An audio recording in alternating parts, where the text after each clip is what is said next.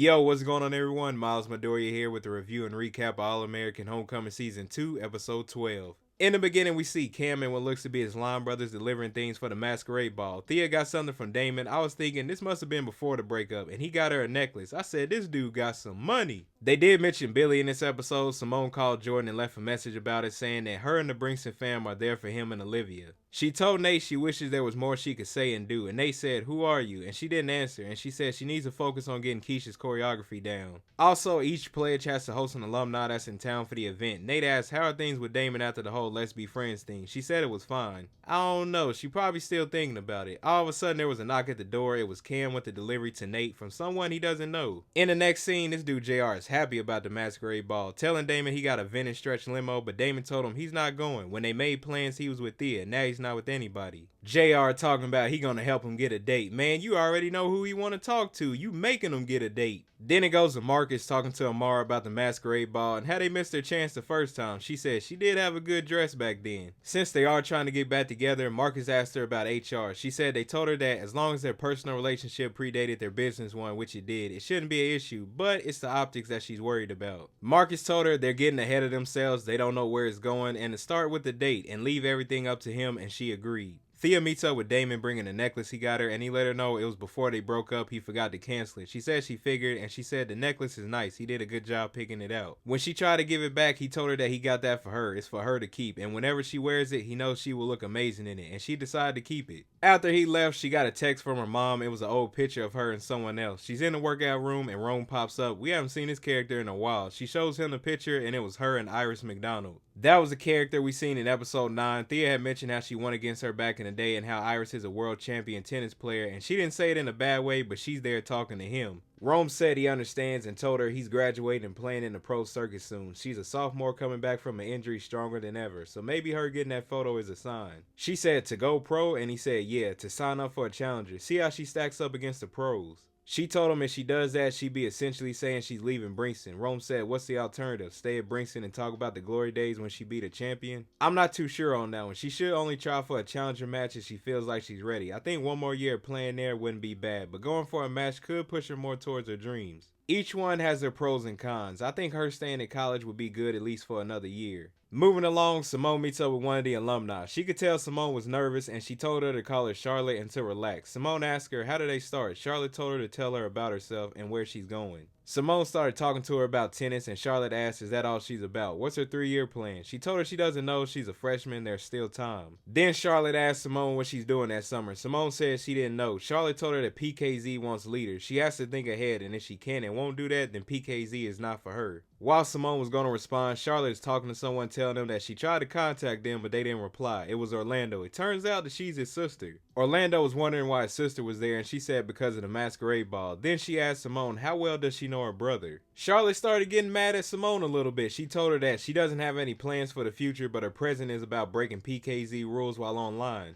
Orlando looked like he didn't even want to hear what his sister had to say. I get it. It is good to make sure that you have a plan, but the way that she approached it, just rushing out all those questions, acting like she has to have it right now, that wasn't a good way. Even though she doesn't know this, she is just now stepping out and trying to do other stuff besides tennis by trying to join a sorority. Even though it took her from season 1 until now, she's trying. Charlotte was wondering why Orlando hasn't applied for the Masquerade Ball photo job. He told her he sent a text and an email, now he's telling her in person he's not interested. Simone was like, he's a photographer, and his sister said he's a good one and showed off some photos that he took. They were some good photos. He told her that he's using his talent as he sees fit. She basically told him that she'll talk to him later about the job, and to Simone, she'll talk to her later about the internship options. After his sister left, Orlando told Simone that she operates at a 10. We can see that. Simone said she wants to make a good impression and asked him could he submit some photos, and he said no. But since she can't bring a date to the ball because of the PKZ rules, maybe she could save him a dance, and she agreed. At the dorms, Cam and Keisha were practicing for the Masquerade Ball. Keisha looked to be stressing over the routine, and Cam let her know that the fraternity and the sorority hired her for a reason. Cam did let her know he had to leave because he had to make some more deliveries for the Masquerade Ball. So it looks like Gabby's gonna be helping Damon find a date. He told her that she's using emotional blackmail. She said what she told him was it would mean a lot to his big brother JR to have him at the ball, and how he hasn't asked anything of him since finding him again after all these years. There was a montage of 3 dates. The first one was talking about what sign is he. The second one was talking about her followers had to like him. The third one, she liked sports, but it seemed like she criticized his skills a little. Throughout all of those, you could tell he didn't like any of those dates. Thea did notice one of the dates he was on. Nate came over to Thea and started talking to her, saying what she's looking at on her computer must be important. Thea was wondering how someone she won against is winning millions of dollars on a pro circuit. Nate told her not to compare herself. That's not good. She's right where she needs to be. When she doesn't need to be at Brinkston anymore, she will know. Thea let Nate know that he's a good friend, and just then Nate got another delivery, then asked Thea to come to the Masquerade ball, and she said she would go. Back to Simone, she's talking to Charlotte about different summer internships, and she told her none of them were speaking to her. Charlotte said that she's a senior manager at a Fortune 500 company. All she needs to do is make one call and she's in. Then Charlotte changed the subject to have Simone tell her which one of Orlando's photos she likes best. She wasn't going to do it at first, but she used her rank as a potential big sister to help her pick one of the photos to submit. JR is at Damon's dorm and they're talking about the Masquerade ball. JR brought up the dates and Damon told him he didn't really like any of them. JR mentioned Simone's going to be going and he's just going to be drowning in his feelings. Damon said he's drowning because of him. JR wondered what he meant. He said his advice, not to tell Simone how he felt. JR told him why did he listen? It's because he knew his advice was the move, and Damon told him he thinks he knows what's best for him and to stay out of his business. That's right, JR is doing too much. I can see his perspective a little bit, but you gotta let him make his own decisions, and if Simone rejects him and doesn't accept his feelings in that way yet, then that's between the both of them. Moving along, Keisha runs into Dr. Pace and she lets Keisha know that her doing professional choreographing outside of class is against the rules. Keisha says she knew, but because it's a Brinkston thing, Pace told her that it doesn't matter. Keisha let her know that it won't happen again, and Dr. Pace told her that she failed her class. Keisha's upset. She tried to call Cam and he didn't pick up, so you already know she about to go off. Orlando stops by Simone's dorm room talking about the photography job, saying he got the job, which means his sister submitted his photos behind his back and hoped she didn't have a part in it. Simone told him that she did and he got mad. She said she was trying to make a good impression with his sister. He wondered if that's how she's going to act when she gets into PKZ, choosing what his sister wants over how he feels. She was like, she's not focusing on him, she's going to focus on herself.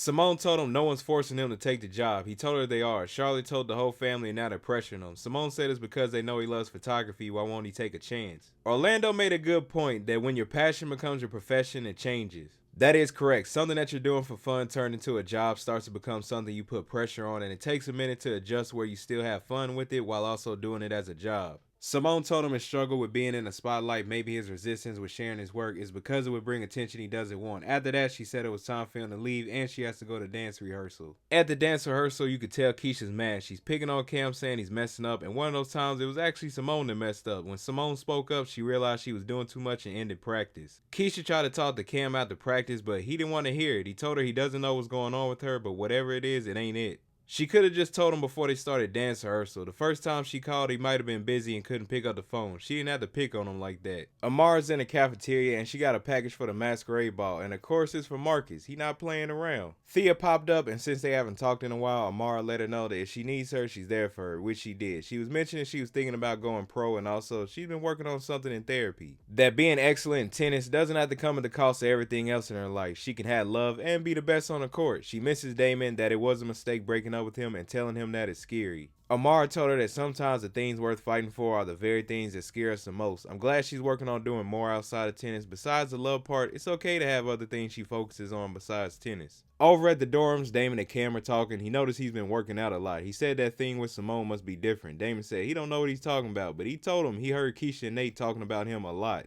Damon said they don't even know what they talking about. Simone just wants to be friends. Cam was like, that doesn't sound healthy. He punked out a little. Tell Simone how he feels. Damon let him know just because he's going through stuff right now doesn't mean he's punking out. Cam told him he hasn't been himself for a minute. Stand in his truth. Let it never be said that he didn't shoot his shot honestly. Cam was like, the Damon that he knows that gets on his nerves speaks his mind. Damon agreed and he said he'll tell her after the ball. And Cam was like, nah, don't wait. Go to the ball and tell her there. I mean, Cam's not wrong. He might as well give it a try instead of years later wondering if he would have said anything. Damon's at the Masquerade ball. He had a quick conversation with Simone. Well, they changed their names while they was talking. It looked like he was saying something serious to her and he adjusted his mask. I was like, is he about to cry? After that, Keisha came by and needed Simone real quick for something. We see Simone again later. She's talking to Nate, who's looking for the person that sent the letters, and another one gets delivered detailing who to look for. Outside the dance, Gabby and JR are having a conversation about Damon. He tells Gabby that Damon's feelings for Simone pop back up. He told him to hold off on that because his father passed and a relationship gone wrong with those two would ruin their Brinkston friend family.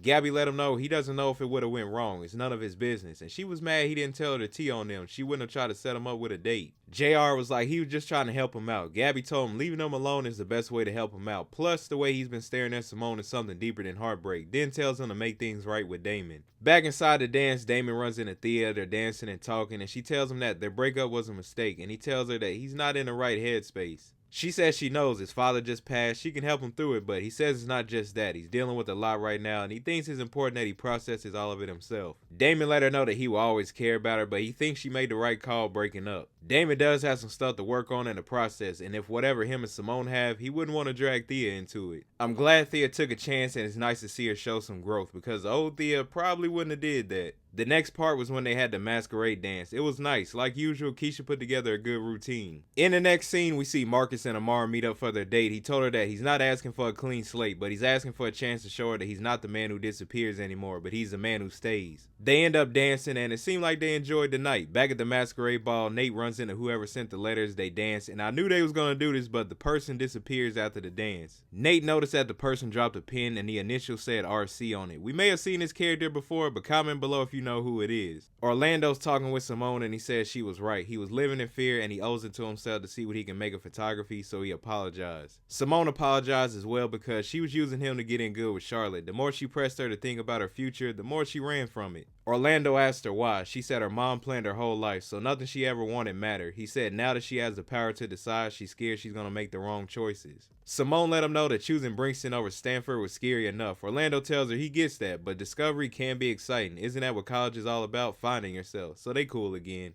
Simone and Orlando ended up dancing. I thought they was gonna show that dude Damon mad at first when they was doing that. I was like, oh no, but he was in the hallway. JR is talking to him and he tells him that he's sorry. He told him how he felt about Simone and he should have supported him and not discouraged him. Damon said he appreciates that and asked him what changed his mind. He told him Gabby, and JR asked him what changed his mind about going to the masquerade ball. He said Cam. JR told him he gotta hear about that later. Damon let him know that he was gonna go talk to Simone, but he couldn't go through with it and he doesn't know why.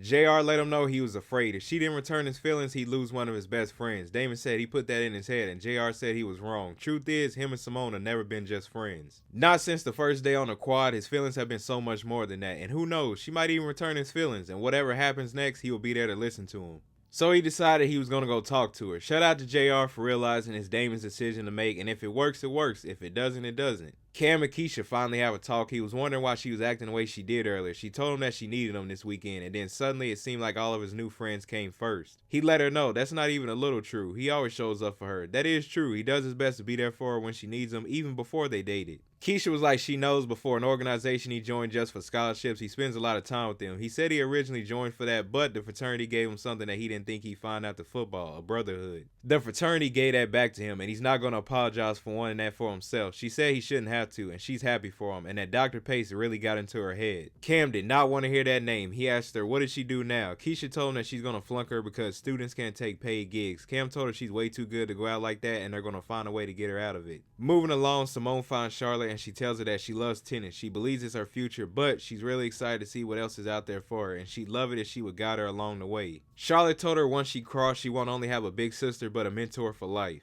Simone let her know that she'll email her top 5 summer internship options and they'll talk about it next week. She agreed, and she told Simone whatever she told Orlando, she never seen him so happy to pick up a camera and thanked her. It took her a while to finally decide that she wants to do other stuff, but I'm glad Simone went to go speak with her. She came around and decided for herself that she wanted to go forward and find stuff that she's interested in. Next, Thea's sitting alone and Rome came over to talk to her. She told him that she was fighting for love, but it didn't go well. Rome said he's sorry to hear that. Thea says she took a chance, now she has the closure that she needs, and as far as tennis goes, she's going to sign up for a challenger match, and if it goes well, she's going to go pro. Then Rome offered her to dance, and she did. I do wonder if they're going to put these two together in the future, or it might just be a dance. Keisha went to go talk to Dr. Pace and let her know that she had the Masquerade committee donate a choreography fee to charity. Pace said that's kind, but she's afraid that's a technicality. Keisha let her know she never touched the money, they donated it, not her. Now, unless she has something else she wants to fail her for, and Pace says she'll see her in class. Glad her and Cam were able to figure things out so she's not kicked out of class, but also she has to watch how she treats Cam. He's just trying to be there for her the best he can.